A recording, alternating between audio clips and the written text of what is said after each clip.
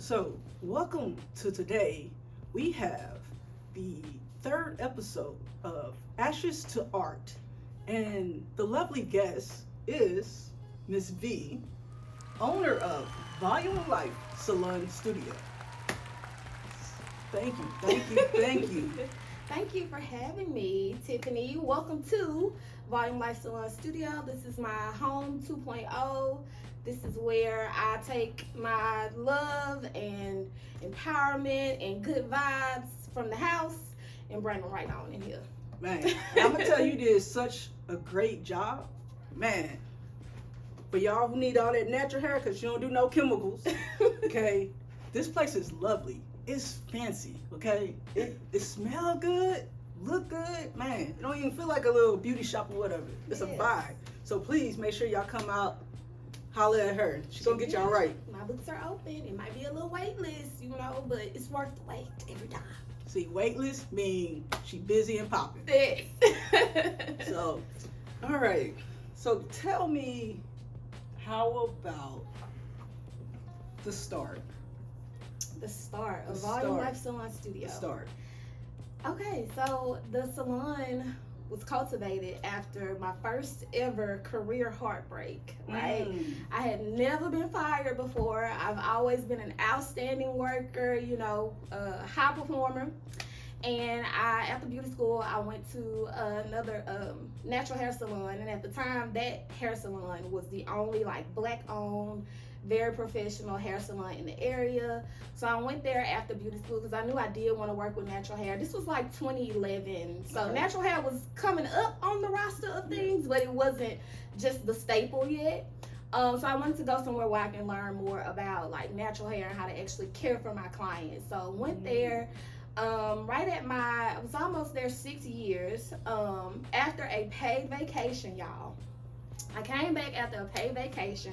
Well, actually, I was coming back to work that day, and I got a phone call from one of the stylists there early that morning, which was not like her because we didn't really talk like that. Yeah. So I was like, must be an emergency. So I answered the phone. She was like, hey, girl. I was like, hey. She was like, are you leaving us? And I said, leaving, y'all? What you talking about? She was like, it's right before school was about to start, so I had a full book.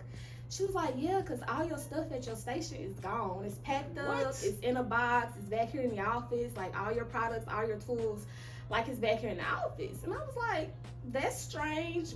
Me and the boss at the time, we actually were friends. I'm talking about going to the strip club together. I'm talking about being on three-way together, with her friends. We had a friendship, and we had never had any talks about anything going wrong, going left. I was actually working on a little bit of my first ever entrepreneur kind of endeavor at the time, and I was gonna bring it into that salon. I just kind of wanted my own little stream of income per se, but it was gonna benefit the salon and the clients at the time. I wasn't trying to go out and do my own thing, basically doing my own thing, but trying to bring it in house because I believed in her vision and I wanted to be a part of that.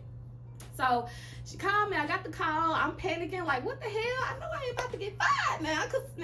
Because I was the top performer, bringing in the most money at the time. I had the most clientele, highest demand. So it didn't make sense. However, I went to work that day. Now, in the time, I had about 3 hours between that phone call and when I had to be to work. So I called all my clients and was like, hey, y'all, I don't know what's going on, but I may or may not be able to service you today or this weekend. Just hold on, let me call you back. Yeah. So I went to work like normal, acting like I didn't know what was going on. Got there, she called me to the back, and she was like, I need to have a meeting with you.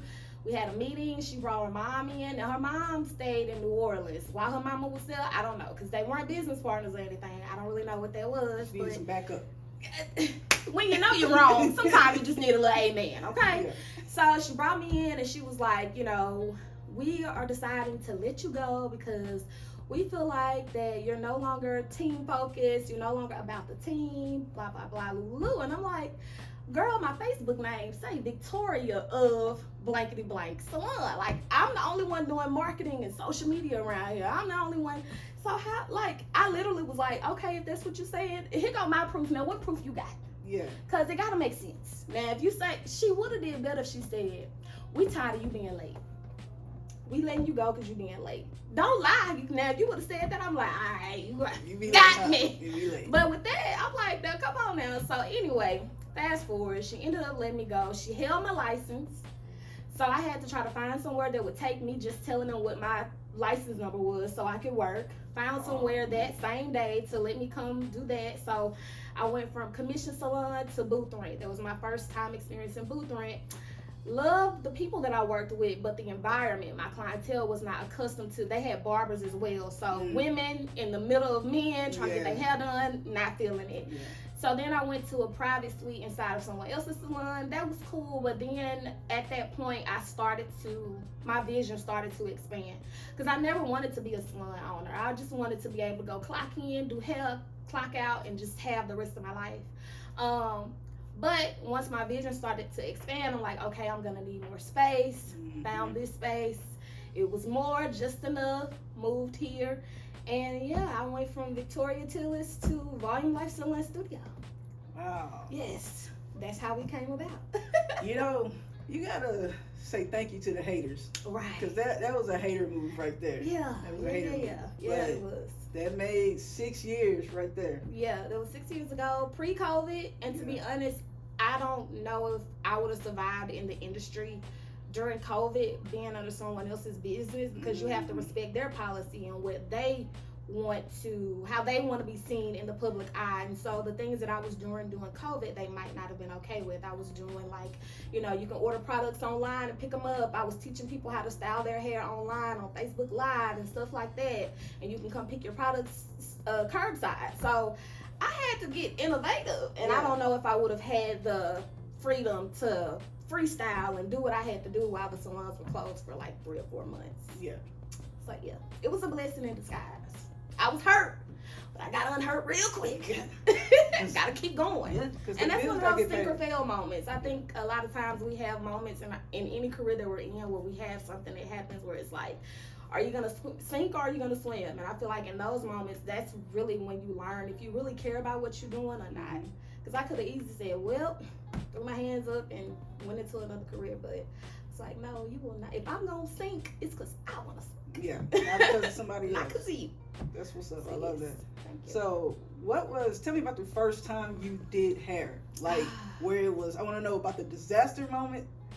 And then I also want to know about, oh, yes, I got this shit. Yes.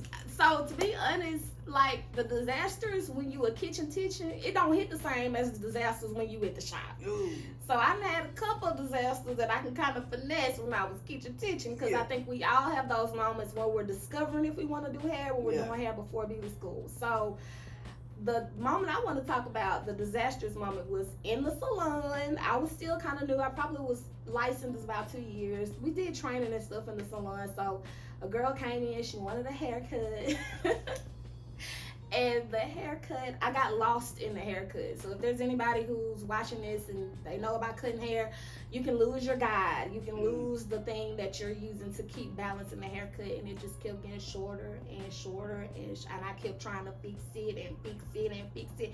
And every time I saw that girl after that, I just did the little turn around because I tore it up. I tore up her hair. Girl, if you seeing this, my bad.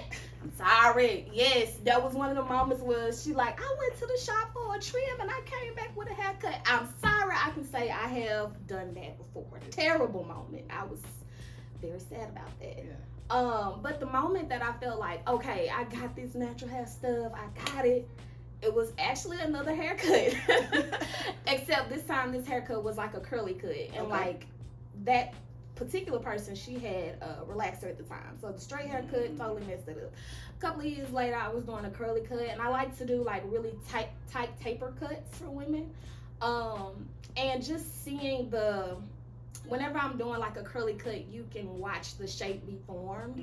You can watch the lines be blended out. You can watch the tightness. You can watch it shape around a woman's face. So I would say probably about maybe 3 or 4 years ago, I did a cut and I was like, you on your shit. Can I cut some here? Because I'm like, okay. But yeah, I was like, girl, you got it. Like, you're doing that. You are the curly hair specialist. Amen. Yes. So yes.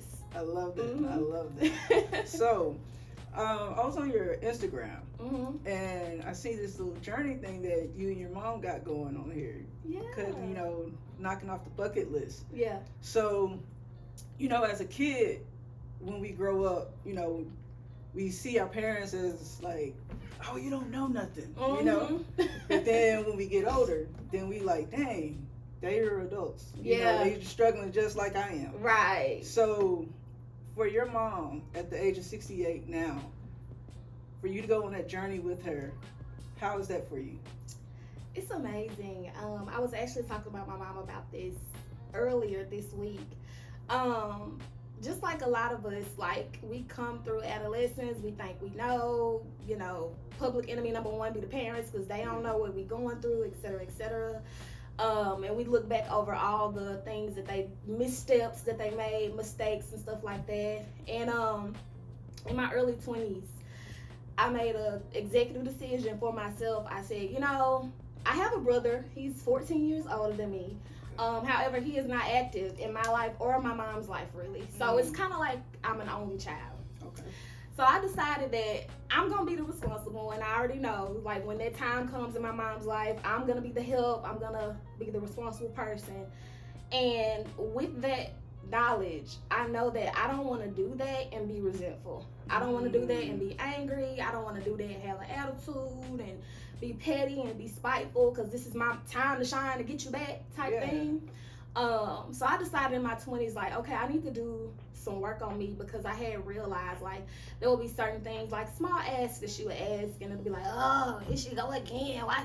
And so for me, it was like, well, what does that come from? Like, why are you? She just asks, can you do one little simple thing? If it was a friend, you would have no problem. So what's the problem? So therapy, reading, writing, journaling, shadow work, all the things, all the buzzwords that we know. I mean, some of it is cliche, but it actually works.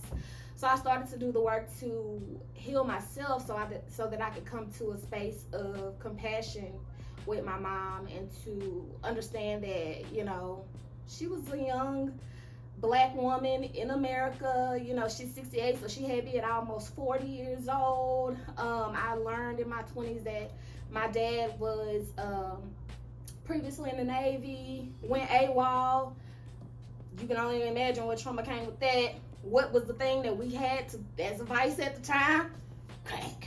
Okay? So, I had a crack addicted parent that I didn't know about until my early 20s. So, just a lot of the things that I started to learn about her and her journey, and like the more I got clear on where I was inside, the more I wanted to get clarity on who she was as Linda, not who she was as my mother.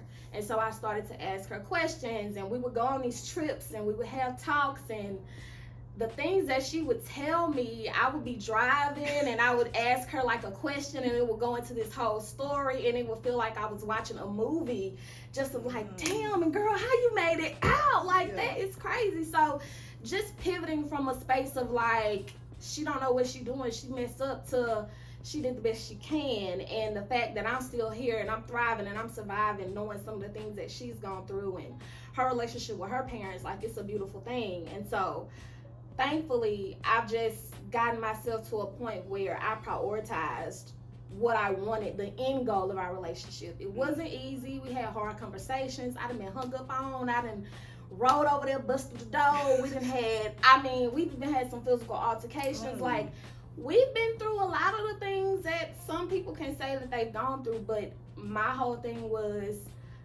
I choose you. So we gonna get through all this here, because I know a lot of the pushback was, I also was gonna have to be going through her hurt and her this and her that, the work that she had done. I knew I was gonna have to be pushing through that too while pushing through my own. And so I just have made sure that I've done the work, and like now she don't have a choice but to submit to that, because she knows that it's love there, and I just want to understand, and I want to be here for you and be here for real, not because I'm forced to be here. So it's been great.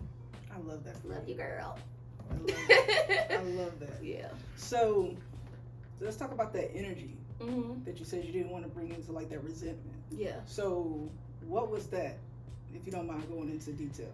Of course, so we have things that we go through when we're kids, and we're like, I think sometimes, I know for me, whenever you're processing through, like, damn, I went through this, I went through that, it's like, I'm gonna use this as an example that I feel like a lot of people can probably relate to. If you grew up in the hood, you know, I grew up in Hollywood, you know what I'm saying? So you never know when people gonna be shooting. You know what I'm saying? You don't know when you gonna eat. Sometimes the power might be out. You might have to be going to get water out the sink to put it in the tub, heat it up to take a bath. Like that, just uncertainty of my survival. Like, what is that gonna look like? So me knowing how I processed that and knowing like what traumas and triggers were left through that, you kind of think about that and you think like, damn, did mama even know this was going on? Like, damn, was she there? You know, did she see what I was seeing? And then that, I think, sometimes can leave like anger, confusion, because you think in your head like, well, if you know if you was there with what I was going through, why didn't you do more? Why couldn't you do different to give us a different result and to get us out of there? What's like that confusion, and that if it was me, I would have X, Y, and Z. You know, you put your own thoughts on it. But I think that me actually asking her, girl, why you ain't, girl, and what happened when and you ain't know they was doing, and it's like, oh yeah, I did know that, and this is what I actually did try to do, things that we don't know as kids.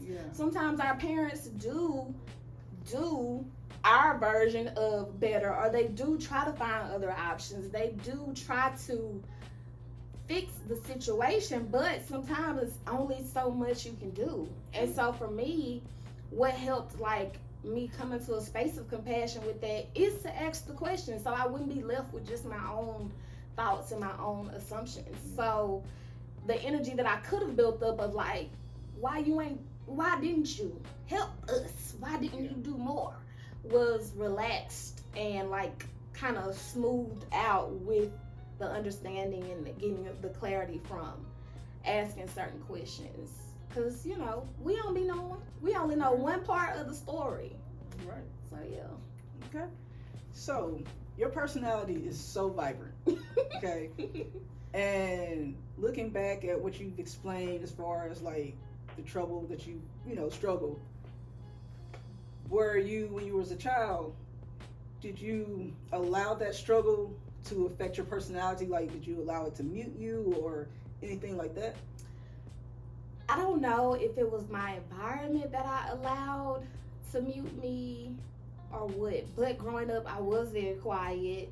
I was very like, only my friends that are my friends, like my real friends that come to my house, only they know I'm funny, and only they know that I am cool in this kind of way. I don't know if it was my environment. I mean, I'm sure some environment had something to do with it. I just feel like as a kid, when I look back over how I was then compared to how I am now, I think that I was processing and like learning and watching and seeing what's the social rules of this and that. I feel like I was just processing a lot. I didn't have a lot to say yet, if that makes sense. And I also don't think that there were a lot of environments where I felt safe and seen enough, because I did feel different. Like, I grew up in the hood, but I went to Capital Magnet. So I'm coming home, I know all about Soulja Slim, Master P, all that, but I'm also jamming Paramore and Panic at the Disco, you know? So that was like, at school, it's like, what do I fit in? And then like in the neighborhood, so I'm gonna just be here. Yeah, I can relate to that, because like I had went to the Caddo Magnet High. Yeah. And it was like, I had wanted to go to Huntington, Right. And my mom was like, no, there's too many lesbians up there. And so, joke's on you. But anyway. But yeah, I definitely. So that's funny, because my mama said something about that too. Because I went to Southwood, because I felt like, once I went to Catamount Magnet, I was like, all right, that's enough magnet for me. And so I was like, I want to go to Southwood. Still end up being in the biotechnology program, so it was just like being at a magnet school. But before I went there, the only reason why I went there was because she was okay with that program. But she did say, it's a lot of them boy girls. Them boy girls. I don't really know. You gonna be all right? And I was like, girl, ain't nobody worried about them. Yeah.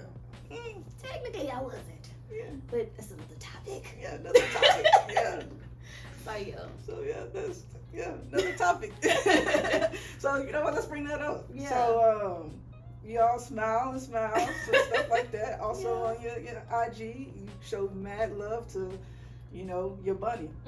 So My love. So yeah, I mean, the boy girls, Mom, if you watching this, the boy girls at Southern, at Southwood, had nothing to do with where I came in my life. The boy girls, they did stay away, and I stayed away from the boy girls. But when I turned 16, I don't remember what grade I was in. It could have been 11th, 10th, I don't remember.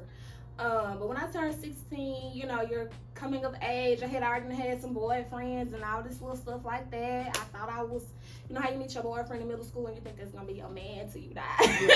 So I had already had that, had a long-term boyfriend. But I don't know, just something inside of me started to change. It kind of felt like an out-of-body experience. Like, it's like my body was doing stuff, but in my head, I was like, "Now, girl, what in the hell?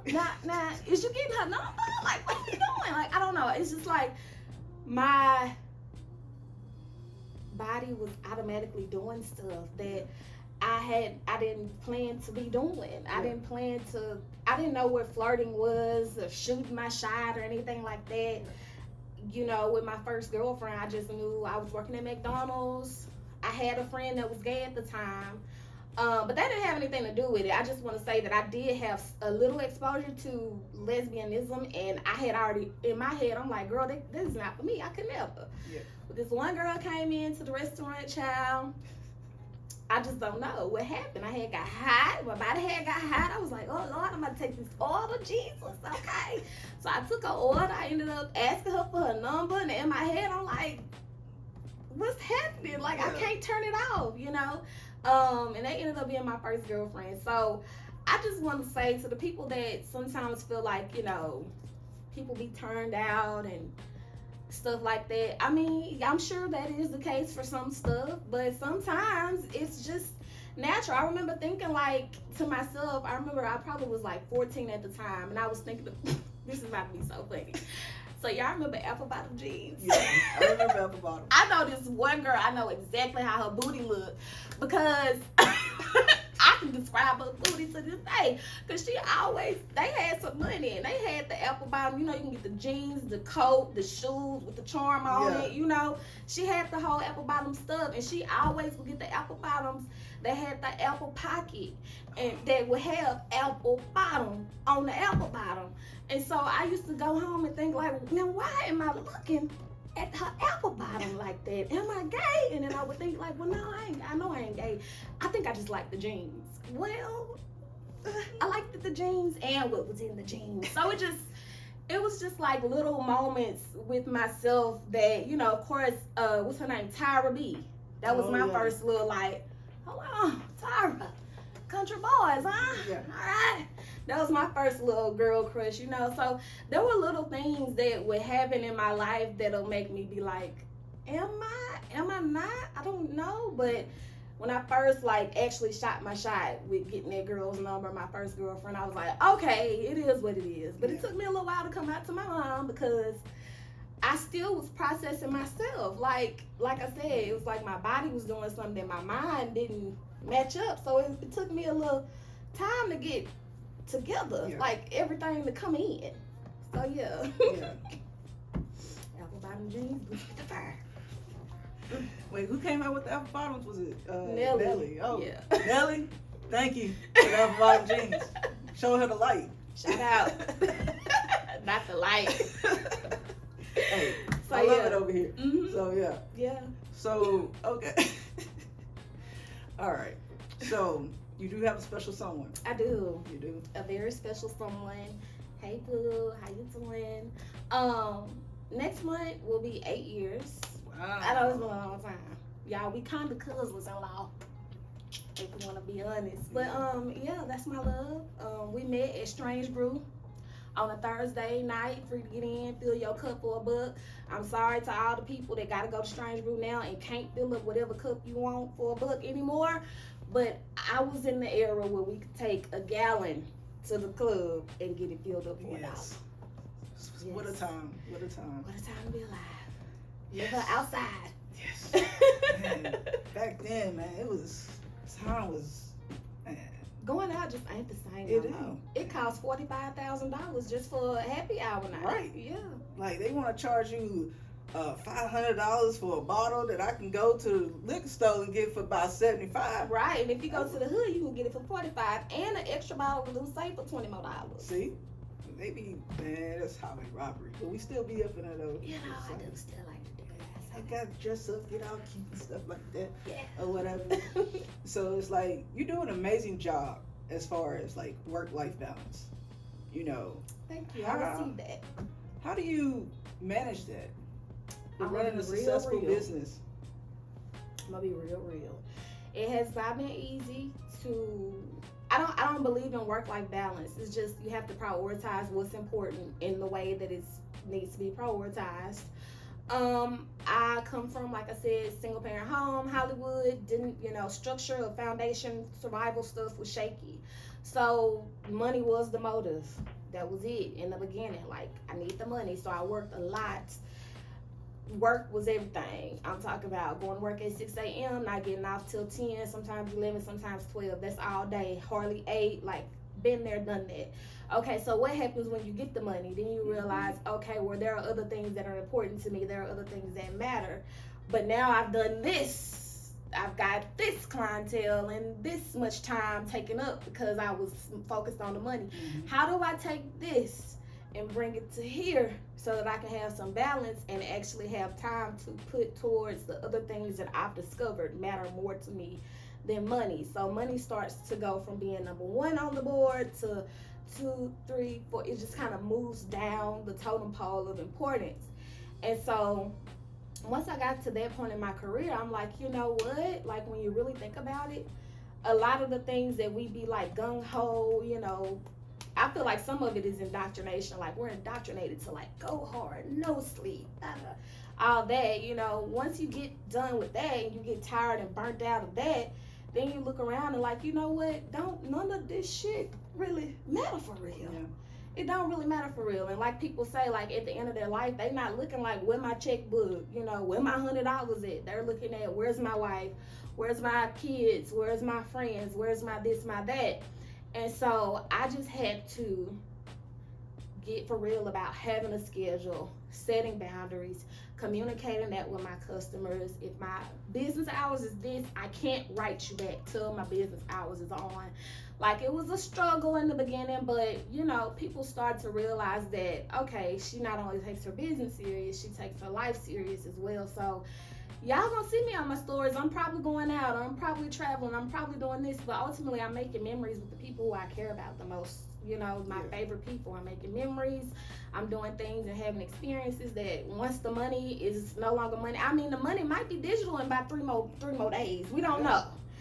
So once the paper don't matter, I still have things that I can hold on to that's within me that I've had an opportunity to experience. So you just really gotta say sometimes, fuck all this shit. Fuck it. Yeah. Fuck this shit. I mean, it's life. It's just life. Nobody makes it out alive. And sometimes I think like we be going so hard and we be so hard on ourselves because we have goals and we want to get those things. We want to obtain those things. With time, those things will come. And I think it's just important to be careful that you're not missing out on life trying to live life. So that's a word. Yeah. That's a word. Mm-hmm. So tell me, what's your why? My why changes all the time. So let's just put that out there. My why right now is to be able to live comfortably, have a family, and to enjoy life to the fullest. Like, I want to be able to breathe the best air, see the best views, and be able to do that with the people that I love. Period. So that's why I prioritize health and wellness now. I prioritize learning. I prioritize, trying to ingest as much good stuff as it is easy to ingest the not so good stuff. I try to balance it out. So that's my why right now. Okay. Yeah. I dig it. it. So I got 2 questions for you. Okay. Before, I let you go and live your vibrant life. What do you regret? Is there anything I regret? What do I regret? Let me think, because I do try my best not to do things that I will regret. I don't know if I have any regrets. I don't know. Let me see. Because if we all had a chance, there's some stuff we can redo. I would say one thing that I regret is spending as much time as I have in the past worried about others. And I don't mean just like, don't care about what people say. I'm not talking about that. I mean caring about the people that were placed in my life at a certain time. Relationships change, people fall off, you may fall off, stuff like that. And I think that if I would have taken more time to practice acceptance, opposed to spending more time on replaying like why, what happened, where did I go wrong, did I say this at the wrong time, should I have said this earlier, what's my perspective to the people, like if I would have spent more time and energy into saying like, okay, this is just a part of my life now, this is my new chapter, accept it and move forward. I think that some of my days where I cried and was sad and wallowed in emotions could have been shortened just a little bit, because I don't like to be sad, I don't like to be upset, I like to be happy and upbeat and going strong. So that's what I would say. Okay. It definitely takes more energy to be upset and angry and everything like that. That's what It does. And I got to the point where I realized like sometimes it'd be like, I don't care, like I don't give a damn, I don't fuck it. When it's really like you do really care. You really do care. You really give a damn about the stuff that you're saying, and you don't give a damn about. Yeah. So I wanted to get myself to a point where if I say that if I am moving past something, it's not that I don't care, it's I accept what that is. I accept it for what it is. I may not like it, I may not, be approving of it in this moment, but I also know what my heart's desires is for my life, and I know that room has to be made. So if this is what the math is mathing and equaling, then I accept it. Okay. Yeah. Okay. So, other question. What accomplishment are you most proud of? Let's see, what accomplishment? Honestly, this is gonna be real small and real simple. The biggest accomplishment I'm proud of is getting out the hood and staying out the hood. It's been decades since I worried about when I'm gonna eat, what I'm gonna eat, if it's gonna be enough. It's been decades since I worried about, am I gonna have water, is it gonna be hot, is it gonna be clean? It's been decades where I've had to wonder, are they gonna be shooting tonight, is it gonna be safe? Like I've had friends be killed in front of me. So that is my biggest accomplishment, seriously. And still to be able to live in my town and like give back to my community, give love and empowerment and confidence and just good energy, good vibes to the women of my community, like that's kind of like the cherry on top of getting out the hood. Yeah. I love that. Yeah. Lucky Street, that's where I'm from, y'all. So, is there anything you would love to tell the viewers? What should I tell the viewers?